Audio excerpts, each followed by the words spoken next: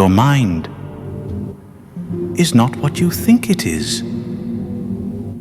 It is not a throne. It is not a single voice. It is a stage play that started without you. Right now, a narrator in your head is explaining reality. That narrator arrived late. Your brain acted first. Then the narrator invented a story to protect the illusion of control. You have been obeying a storyteller, not a self. If that bothers you, good. Keep listening. If the mind is a retroactive storyteller, then most of your life has been lived inside propaganda. Not propaganda from governments. Propaganda from your own nervous system. It edits memories so you look consistent. It deletes impulses that would stain your mask. It tells you that you chose things that were actually chosen for you. Chosen by habit. By trauma. By the algorithm. By the family myth. Marketers know this. Cult builders know this. Any serious occult worker knows this. They do not argue with your logic. They speak to the part that writes the story. If you do not see that the mind is only an illusion of unity, other people will write your script for you. You will think you are spiritual. You will think you are free. You will actually be possessed. This is not a new idea. Buddhist psychology called it no fixed self, no solid owner. Only passing aggregates. Magicians called it the mask, the persona the deeper self wears to operate in the world. Change the mask. Change the destiny. Neuroscience caught up. Split brain studies showed two halves of the brain inventing stories, so the person would not notice the divide. The interpreter in the left brain makes reasons for actions it did not start. The default mode network spins a constant story about you. Turn the default mode network down, and the story loosens. People report loss of boundary, union, timelessness. 3 different lineages saw the same thing. Mystics, magicians, neuroscientists. The mind is a confabulator that protects continuity. It is not a king that rules thought. So what are you actually? You are a stack of processes. Perception, emotion, memory, cultural programming, shadow material, all trying to reduce surprise, all trying to keep the system safe. The mind steps in and says, I did that. I meant that. I am consistent. But look closer. You say you value honesty, then you lie to keep a relationship. You say you value discipline, then you scroll for an hour. You say you are awake, then you fall for the same symbolic bait again. This is not simple hypocrisy. This is evidence. You are not one mind. You are a parliament of drives pretending to be a single monarch. Jung called the split-off parts complexes. Each complex has energy and has a voice. When it takes over, you become it. Then the conscious mind explains why it was still you. That explanation is the illusion. As long as you believe the narrator is you, the real drivers stay hidden. Hidden drivers can be hijacked.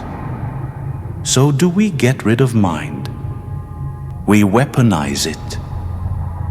Illusion does not mean useless. A map is an illusion of terrain. A ritual is an illusion of control. Both still work because they aim attention. Think of mind as a spell that keeps the chaos of experience from tearing you apart. It binds flux into a name. You can write that spell yourself, or you can let culture write it. Here is the revelation. You are not the mind. You are the awareness that can watch mind creating reality. The moment you see the storyteller as a storyteller, you gain author privileges. You can swap myths. You can break mimetic possession. You can choose which reality tunnel to run today. We will prove it right now. No incense, no robe, only attention. Look at one thing in front of you. Name it silently. Screen, wall, table. Listen for one sound. Name it. Room tone, fan, outside noise. Now watch the thought that just commented on this exercise. There it is. A line of inner speech.